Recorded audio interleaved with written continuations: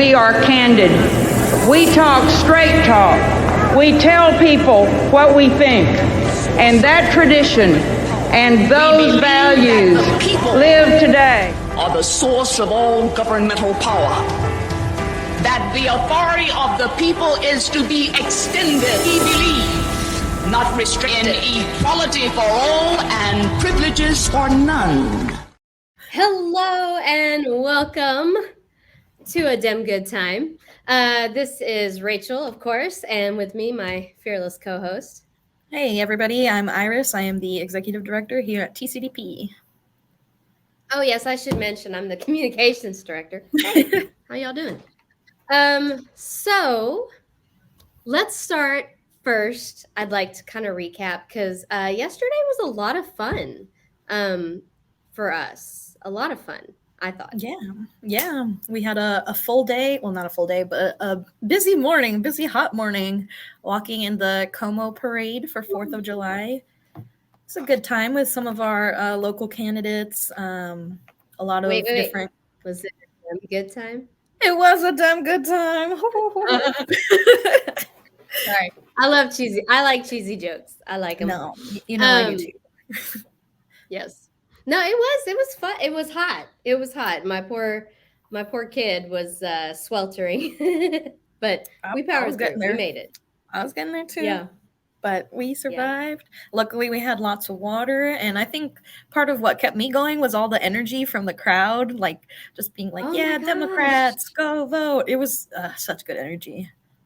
Oh, well, I posted about it on my personal page, which I haven't done in a while. But it really was. It was a great crowd, a great community. Great people, and it really was like a renewed sense of purpose for me.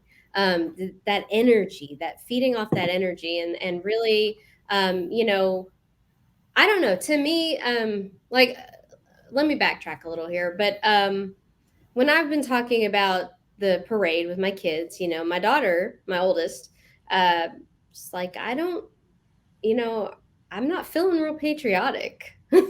And I, understandably, right? She is now living in a world where she has less rights than we used to. And less rights than a gun? True. Less rights than a gun, less rights than the rapist. Right. So, that's understandable. But then through our conversation, eventually I said, and this I'm paraphrasing. I don't remember exactly how I worded it with her, but, I told her, I said, the thing is though, we still for now have the power of the ballot box. And, we are the ones that define freedom in America. That's what makes America is that the people, we have the power of the ballot box, the power to vote and decide where and what our freedoms are, where that line is. And so, again, like the energy from the crowd was wonderful. And it was really just so positive and so kind and upbeat and hopeful. And I thought it was just beautiful. And what your thoughts? No, I mean, I thought it was beautiful too. We had Representative Ramon Romero walking with us, and he was a great cheerleader. So much energy. Yeah, he was running in the heat. And we finished the parade, and he ran back to the start, like with an American flag. I was like, all right, you go. I don't have that energy, but you go. Right. No, but we had several candidates there. Yeah. We had Crystal Gayton, Chris Nettles, Stephanie Klein, Ruby Faye Woolridge. I think Mimi Coffey was there. Mm-hmm. Alicia Darden was there for sure. I feel like I'm missing. I'm sorry. If you're a candidate, though, shout out to all the ones that showed up. And we did have several candidates across Tarrant County in various parades, not just that one. But, we did see several at the one we were at, which was awesome and amazing and a really great just really great feeling. And a personal shout out to the constable that was there directing people, because I tried to park and he walks up. He's like, "Hey, ma'am." It's like, "Yes." He said, "This is the staging area for the classic cars." I'm like, "Of course. I'm so sorry. Where should I go?" He's like, "You can park just right around here. Pull right around here in this little parking lot here." It's like, "Okay, great. Thank you so much. Very, very sweet, very helpful young man." And I pull in, and like the only way to park in this little parking area is by backing in. And I drive a truck. A giant truck. Right. A bigger truck, yeah. And I fairly good at parking and stuff, but whenever everybody's watching and it's backing up into a parking spot, and it's a parking spot, it's not like a ton of space. Let's just say my nerves got the better of me, and he again walked up to my car, my truck. "Ma'am, you just back it in there." I'm like, I'm working on it. I'm trying. He's like, "It's okay. I believe in you. You can do this." I was like, "Oh, thank you so much." So, again, just the whole energy, everybody there, just happy and joyful and hopeful and kind, and throwing out candy. Just a great, really, it was wonderful. Yeah. It was a great. good time. Yeah.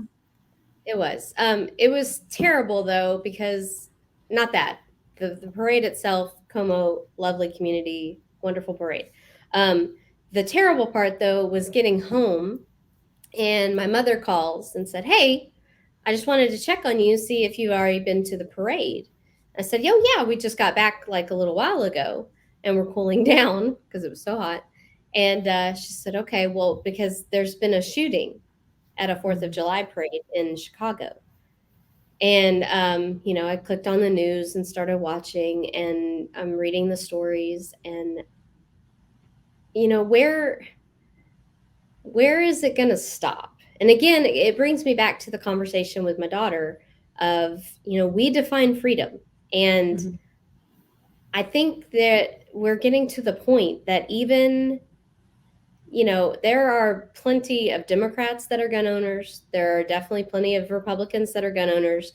And there are plenty of gun owners that are saying enough with just permitless carry, rampant guns everywhere. You can't go to church. You can't go to school. You can't go to a community parade, a movie theater, a restaurant, a dance club. Like, are there any places left? And now hospital too. Like, we can't forget that one recently. When does it stop? And again, that it always comes back to, and it may not be the most satisfying answer, but it comes back to us, right? We define it. And are we willing to outwork the other side, and say, this is too far, right? This is not a healthy society with this much gun violence. And we think we should do better. Oh, definitely. I think we are starting to see a lot of people coming, I don't want to say coming to their senses, but just realizing how bad it's gotten because of the wide accessibility to guns. And it just doesn't, where does it stop? Well, it doesn't add up. It doesn't add up. Like, let's go ahead and get into it a little bit. But we were already planning to talk about, the Supreme Court has had several rulings recently. We talked last week in depth about the Dobbs decision and what that means. But they had some more rulings. Like, they made the gun laws for the whole U.S., with the striking down of the New York law, they're making it easier to commit violence. But at the same time, telling half the population that your rights absolutely can be limited, but this one, to create violence on all of us, is okay. And what's most ridiculous about it to me is like, okay, they're anti-abortion because they're pro-life, right? So why are they not pro-life when it comes to all these shootings, all these massacres. Like, where is the?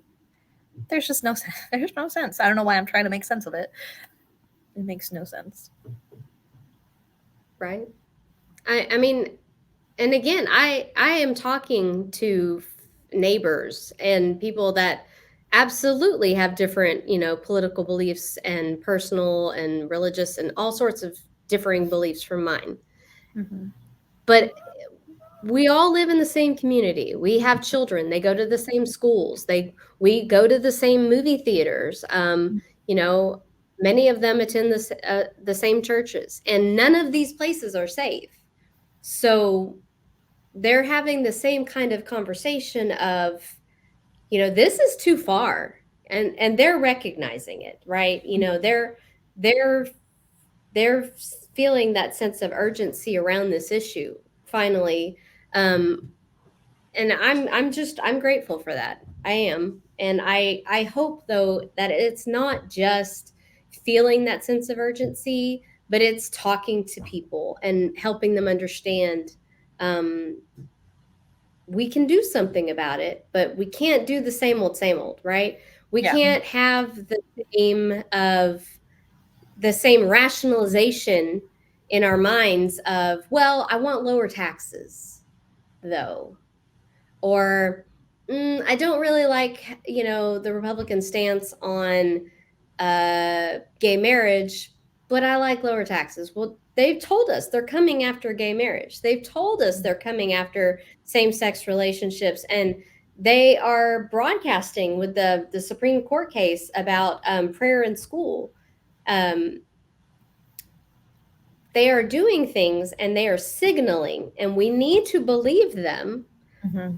That they want to tell us in very personal ways how to live our lives, and that is big government. So if the rationalization is, but I like lower taxes, and the old Republican talking points, they don't hold up, guys.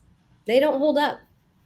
They're not small government. They're not limited government. This is big government. This is overreach. Definitely overreach. And I feel like a lot of this is brought about because of religious freedom, but what about everybody else's religious freedom? Just because we have all these conservatives that are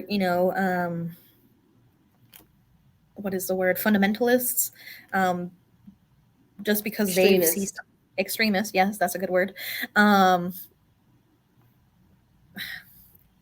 Sorry, I'm at a loss of words. It's okay. It's just like religious freedom for who, right? It's just select population, and it's everybody selective. Mm-hmm. Yes, and everybody else is religious. They don't have religious freedom. Like it.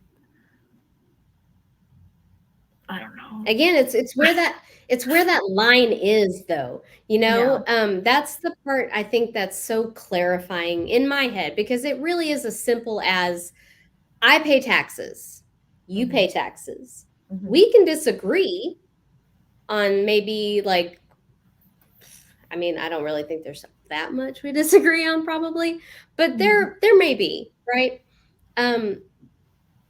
But it's one thing to do that on an individual level. It's completely different when it's government backed. Yeah, right. Definitely. Yeah. And that to me is the line, the distinction that has been distorted because of the punditry and the political discourse of the last, several years and the orange era.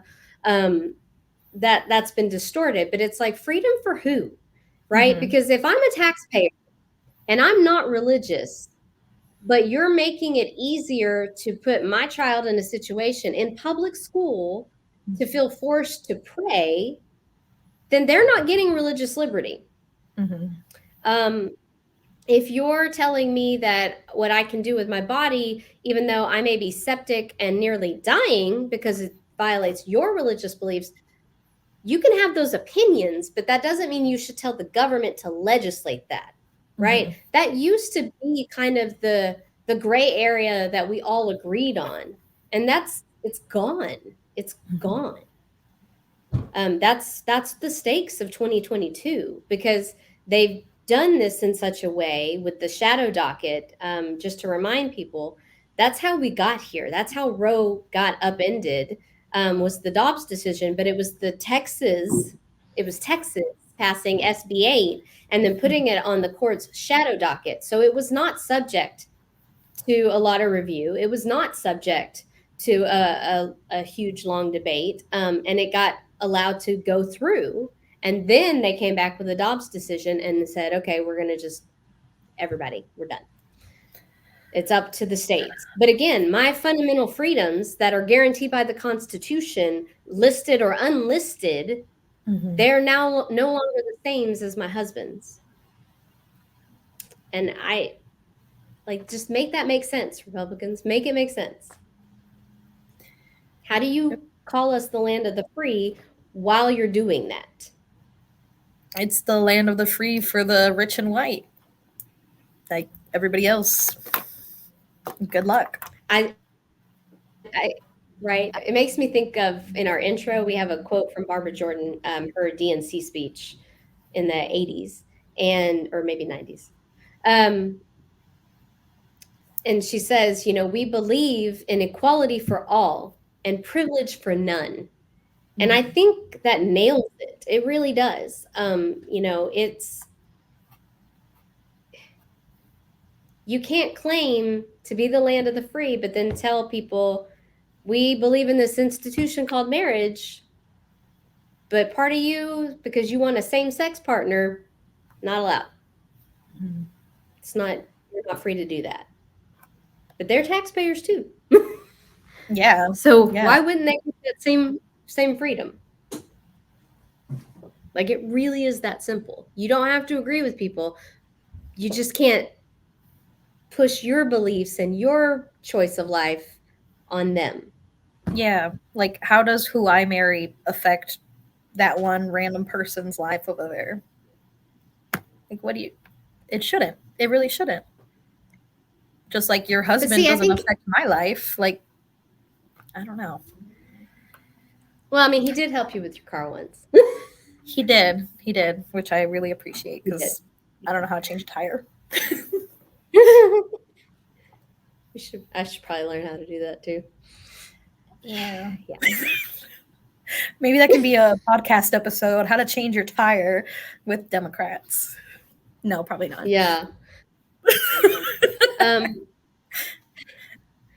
But to bring it back to what we're talking about, the Supreme Court, the freedoms. So a couple of decisions, but it's going to be shared out in our bulletin brief. If you're not already, make sure you subscribe. You can go to tarrantdemocrats.org/subscribe and sign up to get it. And in it, we include any volunteer activities, block walking, phone banking, candidates, fundraisers and events. And a ton of our candidates are out there knocking doors. I know the 4 Tarrant ladies, Crystal Gaden, Ebony Turner, Lisa Pamplin, Mark Clayton, have all been really amazing at, door to door, talking to voters. So be sure and sign up for that, because all of that we try to include in one place for you to make it easier. Just whenever you can, volunteer your time, your donations, all of it helps. But it's consistency. That really is how we're going to get to the win in November, is doing this. Do what you can, where you are, no matter how small it may feel. It all adds up. It all helps. But do it consistently. That's the key to it, is trying to be consistent with your outreach efforts, however you can do them.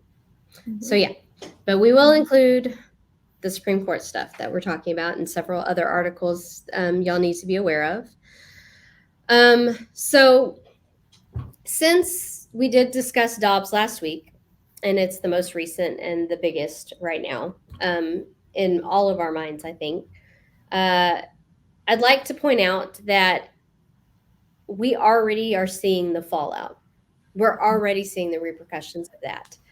There was a young girl in Ohio who, and again, I'd like for people to keep in mind, think about freedom, right? We're the land of the free, which if you want real freedom, that means you have a choice with how your life will look.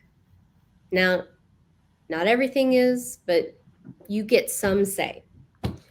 So this young girl, 10 years old in Ohio, was raped and learned that she was pregnant at 6 weeks and 3 days. Ohio has already passed their own copycat of the Texas bill, and she would not be allowed an abortion. There was a state lawmaker there that gave a quote about viewing this as an opportunity for her, a 10-year-old who was raped. So no choice in getting pregnant, no choice in ending the pregnancy. And the lawmakers are telling her this is an opportunity. 10th grade, 10 years old, not 10th grade, 10 years old is a 4th or 5th grader, maybe 4th grade, most likely. How is that an opportunity? To be a parent, you had no choice in how that happened. And then you have no choice to shut it down. How's that an opportunity? How is that America, the land of the free? Land of the oppressed. I mean, that whole, it makes me so angry. How can you take, I don't know, that poor girl, like first she was abused by her rapist and now she's being abused by the government, not being able to access health care. Like, can she even have a healthy pregnancy at 10 years old? Probably not. Like, sorry. I mean, not even have, like, don't even get to the end of the 10 months. Don't even get to the end of the pregnancy where she actually physically has to have the child. Get to just carrying the child. The impact of that on a adult body is hard. I can attest to that. And I had kids fairly young. 10, your body is not ready. It is not ready.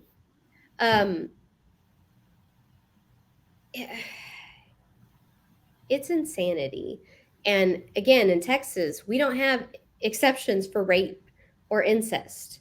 So truly, we are living right now in a place where rapists have more rights, guns have more rights than half the population. And then we've got all these people on the other side, the opposition, screaming, freedom!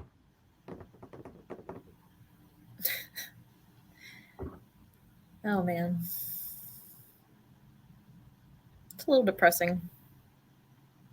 It is. It is. It's enraging and it's depressing. And one of the articles we're going to share is it's actually a link to a really good newsletter for people who are political junkies, news junkies, called Balls and Strikes. And they write about the Supreme Court. It's a more progressive bent, so there is some bias. But they do a really good job of like presenting the information. And the title of this article, so we are just not going to have government anymore. Great. And it goes on to talk about West Virginia v. EPA, where they have told the Environmental Protection Agency, the court has said they cannot be the experts and set. So like the levels that they would set for our drinking water regulations of what's acceptable levels and safe for consumption, things like that. The court is substituting their own thoughts and saying, no, the EPA is not knowledgeable enough. This has to be legislated. So the whole idea is that we have experts and expertise to help us with this. And they base it on data and science so that there's no bias to try to help a corporation who maybe needs that pesky regulation to go away so they can make a little extra money. Which could be donating to those legislators. Mm-hmm.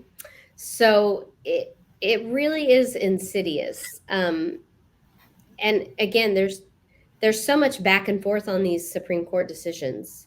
With the EPA, they're gutting it. With the guns, they're expanding the access to the country, and saying states, can't really do too much on that. But then half the population, they're telling you're second-class citizens now. You have less rights than your male counterparts. It's like, it's all of a piece. And again, I'd like to throw this question out there. Is that how you see government working for you? Because that's something I think we should talk about maybe a little more. What do you see is the point of government, right? Do you think government should be telling you when to have children and, whether or not you can have children, like who you can marry, your sexual partners? Because again, they are previewing. Clarence Thomas is previewing Lawrence v. Texas, which was what allowed for same-sex sex not be policed, basically. So you couldn't have the cops going and busting in two men or two women having sex and then haul them off on charges, because that's between two consensual adults. They're previewing, they're coming for that. They're coming for Griswold, which gave, again, that right to privacy, that idea that you decide whether or not to take birth control, and your family planning, that's a decision between you, your doctor, your partner. Mm-hmm. Like, that is coming. The scariest one is the talk about legislating travel, because that feels very Handmaid's Tale to me. Mm-hmm. Like, and that we already have like facial recognition stuff in airports and yeah. Google just go ahead. Yeah, Google's not going to track your. They're going to delete. Well, see, and this is the other thing. This is insidious, and this is something that I'm a little worried about. And I really would like some clarity, Google. But they came out, and there's been stories praising Google, saying they will delete users' history or their data when they visit abortion clinics or seek out abortion care, because it's healthcare, right, Iris? Abortion is healthcare. It is healthcare. Yep. But how do they know when to delete that data? Well, here's the thing. They said they'll delete it after. They're not saying how long after, and they've also changed a policy that will label certain advertisements for like the morning after pill and things like that as abortion advertisements. A lot of people do see like the morning after pill as abortion when it is not at all the same thing. Completely different category.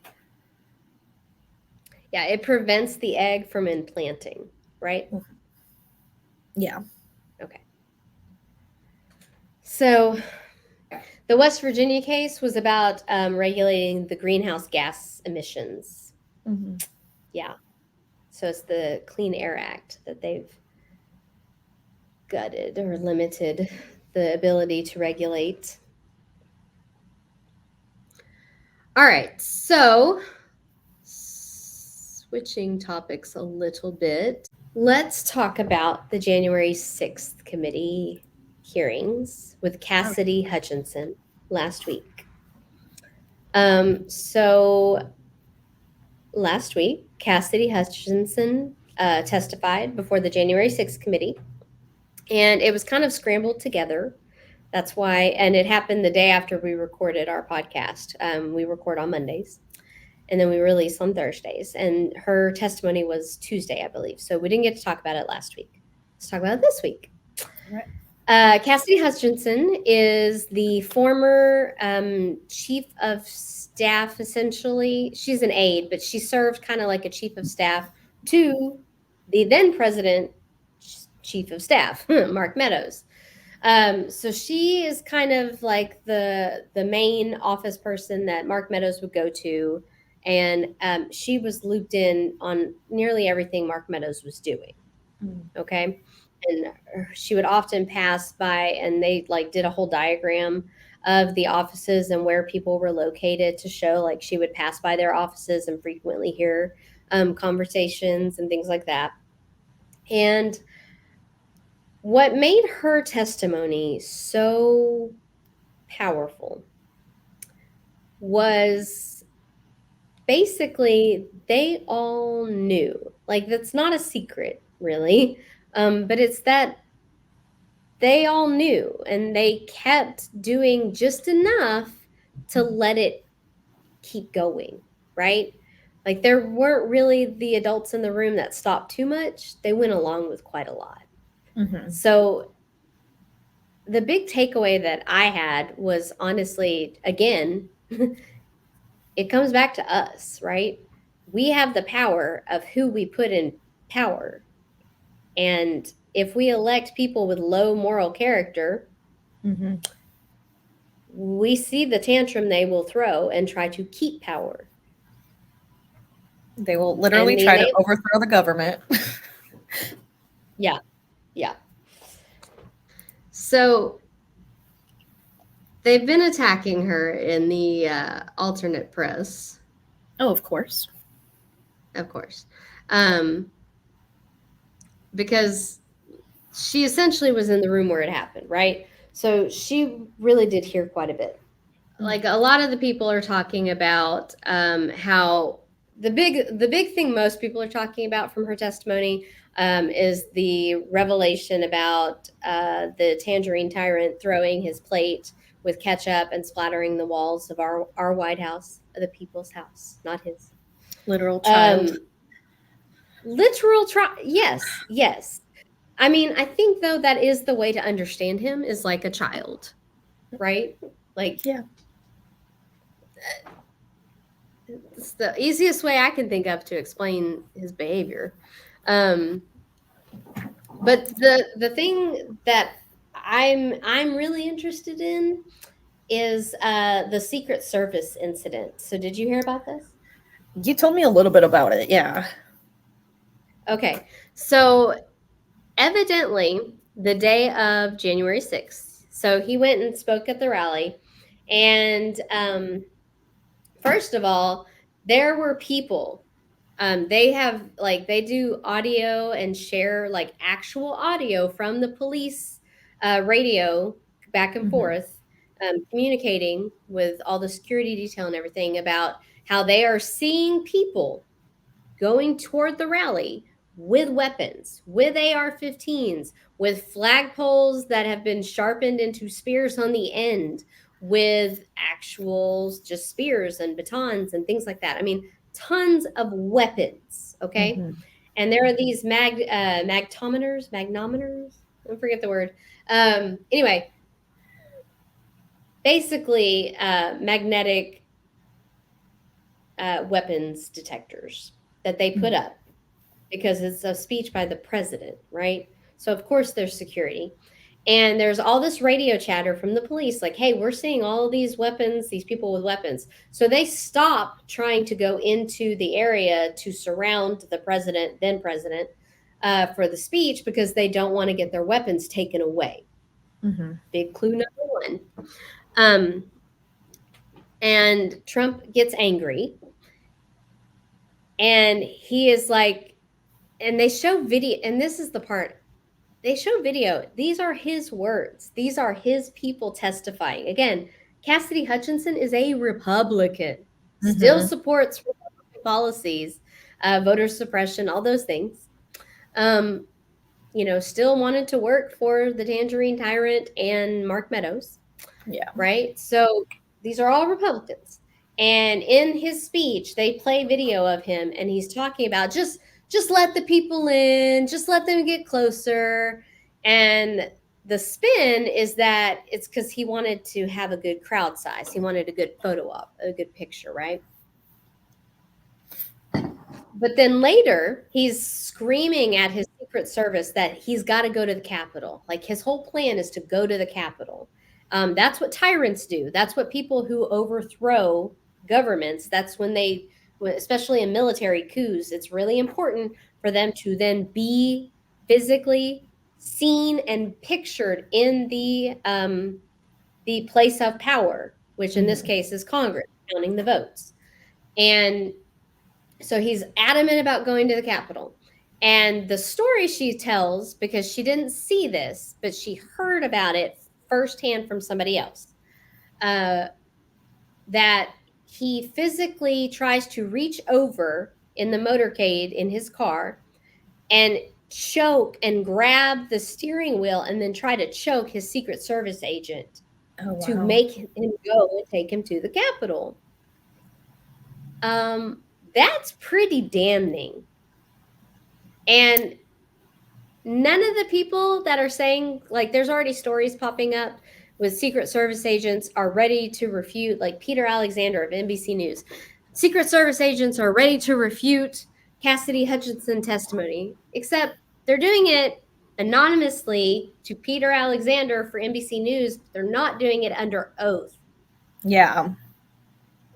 She is the only one who has had the courage to go under oath in front of the committee live and answer the questions and speak about what she knew, what she saw, what she heard.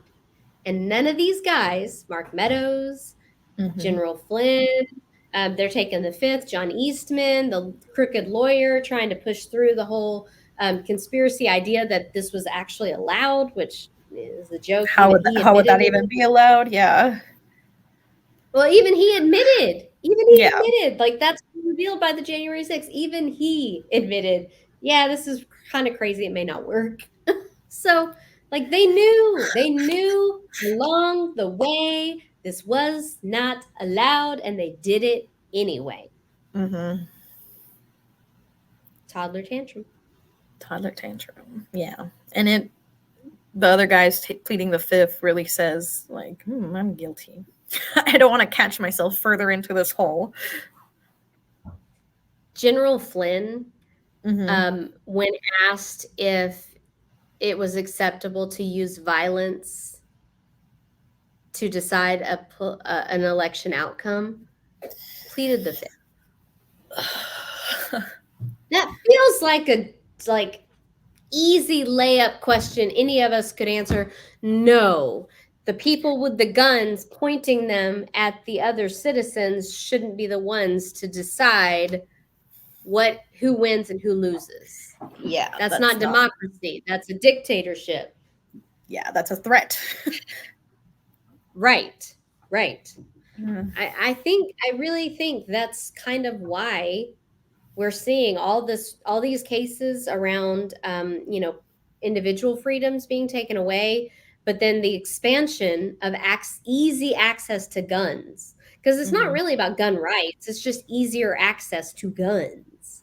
Because even Justice Scalia, the late Justice Scalia, who I am no fan of, said specifically the Second Amendment, it's not an absolute right. Like, it has limitations. All rights have limitations. It's just where that line is and who we are electing to say where that line is. And I am fearful that Democrats are underestimating. Let me change that. I'm fearful because we have the Republican plan to steal the Supreme Court majority, which they've done. It's successful. They've executed their plan. Like, this was a 30-year endeavor. This was a long game endeavor, and they did it. So that's where we are. Like, be prepared, y'all. There will be worse opinions coming out of this court. There will be more things that they attack and try to limit. It is no coincidence that it began, that like the seriousness of this began when they gutted the Voting Rights Act. That's the first domino that really had to fall in order to get to where we are now, and there will be more dominoes. The question is, what are we doing? What are we doing to stem the tide and to fight back? Do you want to talk a little bit about what we're doing? Oh, we're doing so many things. We're doing so many things. Where to start? Well, first of all, we're encouraging people to have conversations with the people around them, make people see what's happening. The more of us that pay attention, the more of us will speak out. Speaking out is great. Going to vote, of course. Go tell everybody in your network to vote. We have a coordinated campaign effort going on right now in Tarrant County to get our Democratic slate elected in November. We have a strong slate of candidates. Like yeah, we have such wonderful, compassionate, just rock star candidates. Sorry, I just had to interject. No, we really do. A lot of them are super inspiring, and they're real people, which is like what we need. We need people who come from these communities, who know what affects the people, their neighbors, and we need to get them elected. We need to get them elected. So if you want to volunteer, block walk, do phone banks, help us talk to voters, get those candidates' names out there, and help us get them elected. Yeah, I mean, it sounds, I know it sounds maybe trivial or small to a lot of people. But there really is such a ripple effect when you send that text or that DM on social media to somebody that you see is maybe not been as engaged, but suddenly they're paying attention. Yeah. And then you reach out and say, hey, have you thought about, like, do you want to go volunteer and let's go together? Like that, you don't have to do it alone. This is totally a team sport. But it makes a big difference because one or two extra volunteers or more donations, all of that equals more outreach. Mm-hmm. And the more of that we can do before November, that's how we win, is talking to people and asking them, hey, what is it that is so important to you? Because we want to make sure our candidates know about it and are speaking to it and looking to address the issue and actually do something about it. We've had 20 years of Republicans saying, we're pro-life, and they got their wish. They got Roe overturned, and they don't have the infrastructure for moms and babies. They don't have expanded health care. They don't have a good social safety net that is easy to access without a bunch of bureaucracy. It's quite the opposite. So, it's important for us right now, to get that information from voters. And that way we can really speak to those issues and get elected and then get the changes they want to see. We can unbleep our grid. Being careful with my language today. Sorry. Speaking of the grid, and Luke, Luke Warford, great candidate. Yes, I just got his shirt. It's on. I can't talk. It's on its way to my house, and it says "Unbleep the Grid," and I'm very excited for it. Mm-hmm. Yep.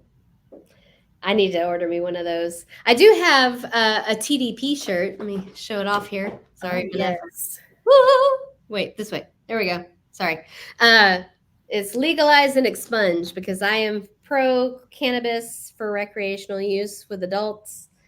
Great revenue stream, something multiple candidates of ours are talking about. Mm-hmm. And the Republican platform that just came out from their state convention said, nope. No cannabis. No cannabis. So again, where are the libertarians at? I'd like to know. I mean, really, like, this is not limited government. This is quite the opposite. So if you're one of the libertarian bros in the Republican Party that's like, these are still my guys, like, why? Why? Yeah, why? Why? Really? I mean, They're not gonna legalize marijuana or cannabis. Sorry, they're not going to allow you to decide what to do with your body. All of the anti-vaxxers, the end of Roe, and the further erosion of individual rights, it does not end with women and pregnant people. Okay, that is going to get worse. Yeah. So the question is, what are we? I don't mean just Iris and I. We, you. We need the more than people. just us, please. Join us. Yes. We do though. We've got several people like really stepping up and like showing up and showing out and doing what they can. And again, the energy from the crowd yesterday, just needed it. Needed it. I know. Yeah, I did too. That was like a great little like push of energy after so many bad things happening the last couple of weeks. I think I really needed that. Just the community like cheering us on, us cheering on the community. It was a beautiful moment. Cassidy Hutchinson testimony. Very explosive, about lunging at the Secret Service, about again, just all of the things that people basically confirming that they knew what he wanted to do. He was not very like clever or secretive about it, and they like still went along with a lot of it. Not all of it, but a lot of it. And yeah. And so of course she's already being attacked, Cassidy is, by the planted stories that we were talking about. But again, it's not about anonymous sources saying this or that on the record with a news outlet, but not willing to go talk to the January 6th committee and tell the American people the truth. Because that's under oath. And if it means anything, if an oath means anything, and it should, to anybody that we elect to higher office to serve the public, because that's what it is. It's supposed to be public service, right? It's not mini version of celebrity, but service. They'll go say it under oath. And so far, it is Cassidy versus the cowards, because she went on television under oath and spoke about what she knew. And Mark Meadows still fighting it. General Flynn having to plead the fifth, again, on the question of if violence is acceptable in a democracy in the electoral process. You would think that would be a simple answer. Nope. It really is. It's not acceptable. It's no. Yeah. Iris, is violence in democracy acceptable for an electoral outcome to decide elections? No. Okay. I don't think so. No. Are you okay? Was that hard? Is your soul okay to answer that question? I think my soul is okay. I'm sorry. I cannot with that. Like that, you had to plead the fifth on that. How do you sleep at night? How do you sleep at night? Again, though, I think it is slightly more insidious, if you will, because it's the down ballot effect, right? We talk about January 6th because it's very interesting. It directly affects our democracy. So, of course, it's something we all should be kind of paying attention to. If you haven't checked it out, it's January6th.house.gov is the website for the committee. You can go back and look at all the videos of the testimony, a transcript of their opening statements and the different things they've been, giving into evidence, if you will. And we talk about it because it has a downstream effect, right? Mm-hmm. So leadership sets the tone. Mm-hmm. And the leadership of the Republicans, of the conservatives, the libertarians, anybody under that umbrella the leadership is now saying consistently, I mean, the Texas GOP just, again, did this in their own party, like state party platform. The message is, it's only a democracy if we win. Mm-hmm. We as in Republicans. That's not democracy, guys. That's autocracy. That's authoritarianism. That's fascism. That is you dictating to everybody else how you want everyone to live under your rules only. And in rule of law, it's supposed to be about compromise. And when you have an entire party that always just says no, our way, they have to lose. They have to lose. They have to lose power, or you become an authoritarian state. Mm-hmm. You go into fascism. Like, these are the warnings we've been getting from around the globe in other elections and other efforts that we've seen that are being copycatted here. Mm-hmm. So 2022, we have a chance to change that. We really do. When we all vote. When we all vote. We need record turnout. And unfortunately, we need it because they've passed more voter suppression, more restrictions on voting, even though they've been in control for 20 years. Because they know they're going to lose. So, keep people from voting and then they'll keep winning. So speaking of that, that terror on the other side, have you seen the latest polling? I actually haven't, no. Okay, because Beto originally was within 10 points of Governor Abbott. And in an election year this close to November, it's not great, but it's still winnable, so to speak, in political terms. Strategy, if you will. Our boy Beto is now within, I think it's 3 percentage points. Oh, that's awesome. Yeah, go Beto. So, yeah. So for anybody who feels like it's overwhelming, there's no way Democrats can win in red Texas, we are not a red state. We are a largely suppressed state. And it's that combination of voter suppression that then leads to voter apathy. So the ones that are still able to get through and vote are like, there's no point, right? There is a point. We are within striking distance. We can win this. We can move Texas forward. We can get a state board of education that values and dignifies and respects people and teachers and lets them just teach instead of trying to make them a paramilitary in the classroom to fend off gun violence and attackers, which is insane. Yeah. We can get legalized cannabis for state use. In states that have legalized it, they've seen a lowering of issues when it relates to like alcohol addiction. They've seen some knock-on effects from that. So we can, that would also allow veterans for their PTSD treatment to get it and receive it in our state without the onerous bureaucracy that's been put in place by the Republicans who, again, do not want it legalized. That revenue can help fund our schools. There's so many things we want to do to move our state forward that we could do. We could climatize our grid, right? Yeah.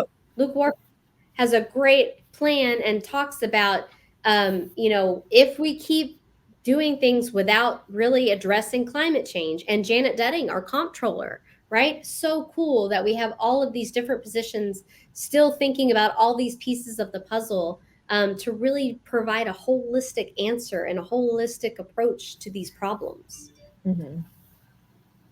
No, I love our candidates, and I love that they are, like Janet for sure, while it's not directly related to the office she's running for, it relates to Texas as a whole, to the country as a whole, to the world as a whole. And I think that's something that needs to be looked at more. But I think our candidates are doing a good job of that. They really are. I mean, they think these big picture things, but then when you talk to them, they are really talking about like nitty gritty local, state level, or county level, or city or precinct level issues, and Yeah. ways to like help people on the ground feel like, okay, I should expect this level of government service. This is the level it should be. This shouldn't be so difficult for me to Yeah. access the resources I need from my government, who I pay their salary, right? Yeah. I really want voters to, keep in mind that there is this trick of elected officials, especially at the national level, because sadly, that's what's been rewarded. That's how we got the tangerine tyrant that we got, of pretending like they are then going to become the sole experts and that they know more about the process than you do. They know more about getting elected. That's true. But you as a voter, your questions or your thoughts are just as valid. So you feel free to call up your representative, your state representative, even if they're a Republican. I am represented by Stephanie Click, Republican, helped co-author SB 8, is a registered nurse, retired, but knows better, understands that part of it. I have no problems as a voter calling her and saying, "Hey, what about my freedoms?" Because that's a question they should answer. And if they're not hearing from us, the only thing they're hearing is that feedback loop of that conservative ecosystem that they've created. We're not going to get good ideas that way. We need diversity of thought, diversity of opinion, and we've had 20 years of one way. Yeah. And where has it gotten us? Two good disasters. Yep. Less freedom and rights for half our population. More voting restrictions, so longer lines just to again exercise your right. Voting should not be this hard. It really shouldn't. If you got to say, Iris, I'm just curious, if you got to like say, okay, I'm going to design a voting system, this is what it is, what would it be? Definitely think it should be online, or mail-in should be widely accessible. That's a really good question. It should just be easier in general. We've already been. Do you imagine long lines? No, we should be making that should have to be part of it. No, it should be easier to vote. Like, we have such busy lives. We have such busy lives, especially more now today than we did like 30, 40 years ago. It's so hard to keep up with what's going on and then like actually go vote because the maze of restrictions, like you Yeah. can do mail-in voting, but only if you qualify under these very specific things, and then you must go vote in person if you don't, but you have to have these IDs. We won't allow you a college ID, which is a state ID. It's a version of it, but we will allow you a concealed handgun license ID. So like, again, it's using the administrative state that they rail against to suppress and keep people from being able to exercise their fundamental right to vote. We've had 20 years of that. I'm sick of it. Are y'all? Yeah, I'm definitely sick of it. Right? I mean, we can do online banking. I think most people make online purchases. Yeah? I mean, I know I've bought stuff online. Have you? I think I shop more online than I do in person. Yep. So we can secure that, but we can't figure out how to do it for voting. We can do doctor's appointments online. You can do medical stuff online and medical records. But we can't figure out voting. There are states that have like online voter reg. Not 100%. Texas does not. No, yeah.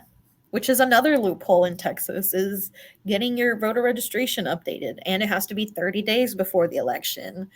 And it has to be in the specific county, and it has to be the county specified voter registrar to get you registered. If you're registered in, like, say, what is it, like Collin County to register voters, but not Tarrant County, you can't register people here. It's not a statewide, like, just register, just get certified to register voters and then you're good statewide. No, each county. Yeah, which you can get additional county. You can become a VDR in other counties, but you have to, like, go to that office, do the paperwork, then get all the paperwork, and then every time you do a voter registration, you have to take it back to that office, and it should be easier than that. It really should. So I would like to elect people to state house, state senate, governor's mansion, lieutenant governor, who say, okay, let's make this simple and safe and secure. That's all it needs to be. Okay? Right? Like Colorado has a massive statewide mail-in voting system, and it works beautifully. Beautifully. Like, why not that? Why is that only reserved for 65 and over, disabled, pregnant people? Like, why not just everybody? Because they don't want more people voting. Scandalous. Could be that 3 points that Abbott's worried about. Yeah. It really it makes a difference. It's on the margins. That's how we win. It's the margins. The margins. Okay, so something I want to put on people's radar, a somewhat local issue. Texas conservatives flex muscle to help anti-woke charter school, a sign of things to come. So first of all, don't really hear a lot of woke talk around the office. It's just basic human decency. Yeah. For example, respect. For example, we have our pronouns in our names, right? Okay. Yep. I slip because I grew up in a very gendered, like, the 90s. It was all about, like, the boy stuff and the girl stuff. It was very gendered, very binary. So I do slip sometimes, and I apologize, Iris. And I will say, like, she or her, and then I will say, ooh, they, them, sorry. For the most part, you're understanding. You're like, hey, you're trying. I appreciate it. Yeah. Thank you. That's good. Yeah. Okay. So, like, let's just put to bed this whole idea like there's this big woke crusade. It's not. That's just their phrase for basic human decency. So that out of the way.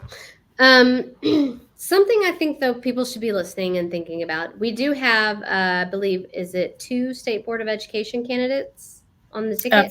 For Tarrant, yeah, 11 and 13. Yes. Now, the State Board of Education, they are the ones that are approving or not approving charter schools, things like that. They regulate, like, textbooks, everything to do with public education, essentially. And we have 3 members that were on the State Board of Education that are no longer there, that would sometimes vote with the Democrats on the board. Specifically when it came to a heritage-backed charter school. Now, if you have not heard of the Heritage Group, it is a conservative think tank. And how do I say this nicely? I don't know why I'm trying to say it nicely. They launder just crazy, right-wing crazy. Because, again, we've seen the Supreme Court cases. We know the rhetoric of limited government, personal freedom, individual rights, all the things. That's not actually how life has been legislated, and that's not, like, the myth is blown up. They don't believe in their rhetoric. So they launder conservative right-wing talking points and things like that. And so they have been trying and failing in Texas to get a charter school. And I don't think it's a coincidence. And this is why I'm trying to put it on people's radar. Pay attention, because these races, these down ballot Dems, are going to be so crucial when we get Governor Beto and Lieutenant Governor Mike Collier elected. It is going to be crucial to have these down ballot Dem races and have our Democrats in place, because they're the ones that are going to help get through the legislation. And they're the ones that are going to be the backstops at places like the State Board of Education, where the 3 conservatives that used to be on there that helped block this school, this heritage-backed charter school that they've been trying for years in Texas to get, they're no longer going to be there. And we need our 2 Democrats elected. Better if we had 3, but we need the 2 we got from Tarrant County. We need to do everything we can to get them elected. Because we have right now the Republicans throwing red meat to the base, and they are talking school vouchers again. School vouchers have failed time and time again in our Republican legislature. That was before the Trump era, the orange era, as I like to call it. So it's going to be vital for us to support them. I believe Luis, can you say his last name? I know I'm going to butcher it. Luis Miguel Cifuentes. Thank you. You say it so nicely. I can't. Sorry. I need to work on that. I love Luis Miguel. He's an educator. He's extremely passionate. He's a parent. He's queer. He is everything we need. Oh, that's right. Yeah, he's amazing. I just learned that. Oh, that's okay. He is really nice. He was on our town hall, gave very thoughtful answers. Go check him out, because he does talk about the importance of maintaining some power on the State Board of Education. And truly, so many things flow through our public school system. And it's not a secret, like Texas provides textbooks to a lot of the country. And that's how they were able to launder the whole concept of slavery being a states' rights issue instead of about people's freedom and about the slave trade and that whole thing that was the Civil War. Sorry, I know that's putting it very mildly. I do not mean to minimize it. But yeah, so we have Aisha Davis and say the other name. Luis Miguel Cifuentes. Sorry, I really like it. But we have those 2 wonderful candidates who, and Aisha wrote a really good op-ed, like breaking down why it's so important. And I believe that was shared on a past bulletin brief, but I can try to find it and include it on this one too. And Aisha is an incumbent too, so she has some experience already working with the state board of education. So we really need to get her reelected. Yes. Okay. So, final thoughts, if you will. So there's, we started with the Supreme Court, and we've kind of meandered and talked about several topics tangentially related. But I also, again, want to point out the Supreme Court was a 30-year project, and the Republicans successfully took it over. They have ignored precedent, and they are now just governing how they like. We didn't elect the Supreme Court, and we're under severe voter restrictions. It all sounds insurmountable, I know. It is not. We can do this. So I want to take a moment, if you will, and do what I like to do when I'm thinking about calm stuff with you, Iris. And I call it, let's game it out. So right now, the Supreme Court, They've ended their summer session June 30th. That's the end of their time, and then they'll reconvene in the fall. So they're on summer break. And so that's the end of like all their big decisions. That's where we got this flurry, and we got the Dobbs decision, as well as the EPA decision, several others. They just announced at the end of it, they're going to take up a case. And the case, I don't remember the name of it, but the case deals with what the complainants filed and call the independent legislature theory. Okay. So I want to game it out. All right. So let me explain what the independent legislative theory is, and then we'll game it out. So their arguing is that the Constitution specifically empowers the legislature to be in charge of how they run elections, with some federal oversight. That is in there too. That Congress, the U.S. Congress, has the ability to override some of what they do.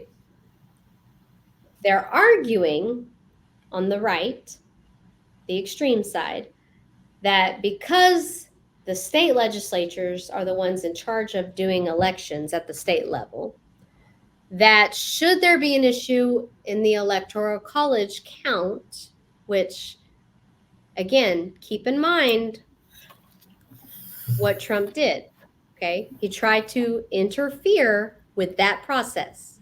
That should there be a problem in the future with that process again, that then it should be up to the state legislatures to come back, convene, and say, okay, here's who we decided has won. Now, Iris, name it out. Do you see any problems with this theory? Which, by the way, was not really a real theory. It's new. I mean, there's a lot of issues with that. So, for example, yeah, let's say they get that somehow this decision happened before this November, right? So let's say this was in place in Texas, in the nation, this independent legislature theory. Again, not a real, we'll get there, you'll see. So say we have Beto and Collier and then several other Democrats win. We have an upset, though not a huge surprise, because we are within striking distance. We are within distance of winning. But if this legislature theory, this independent legislature theory that they're trying to push and nationalize is adopted and is in place, and Beto wins, what is to stop Governor Abbott, Lieutenant Governor Dan Patrick, Texas Attorney General Ken Paxton, and our Republican legislature from changing who won? I can see them doing it very easily. Yeah. Why would they want to change the power? Again, they just adopted in their 2020 state party platform that the 2020 election is illegitimate, that Biden is illegitimate. Like, they are projecting exactly what they plan to do. So they plan to just call anything they don't win fake and then pick who they want, which of course will be their people. Yeah. Is that democracy? That seems like quite the opposite. Quite the opposite. Nope. Yes. Well, we got to end it on a high note. Can't end it there. Convention coming up. Yes, we have convention coming up. The schedule is out. Buy your tickets. Check out our merch store.tarrantdemocrats.org to bring your own tote, because they are not going to be supplying bags this year. We're trying to be a little more eco-friendly. So buy one of our reusable tote bags and take with you, so you can keep all your goodies and things together while you're at convention, and rep TCDP. Woo. Just saying. So something I wanted to put out there to the audience. Hey Dems. Hey Dems. Hey. A little plea here. We try to be on top of things. We try to be as up to date and current as we can. We have a lot of things we're juggling and trying to do as well. So we would like to put out there to y'all. If you have any tips, like right now, there's something I've seen, but I'm not real up to date on. So if you know more information about the protests that are happening with the Tarrant Appraisal District Board, there's like some guy that's helping people protest their property taxes.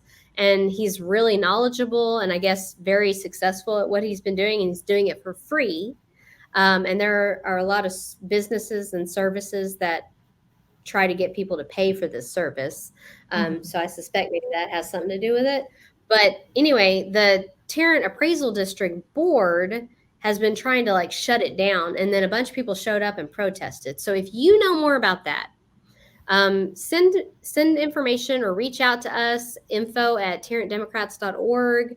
You can call us at 817-335-8683, I think is the number.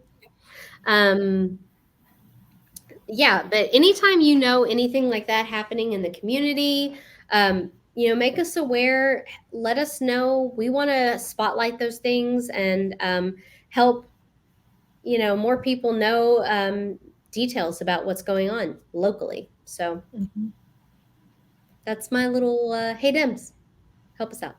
Let us know some things. Yeah, tell us what matters to you in your community. Yeah, or if you've got an amazing organization like Melinda Hamilton, I know one of our party members here locally has her own organization and does a lot of work and outreach in the community.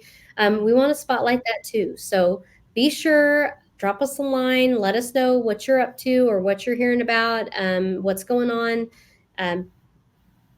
Let's spotlight that. Let's try to like get the word out. Share some good stuff, good vibes. Yeah. Yeah. All right. That's all I got. All right. See y'all next week. See you next Thursday. Yeah.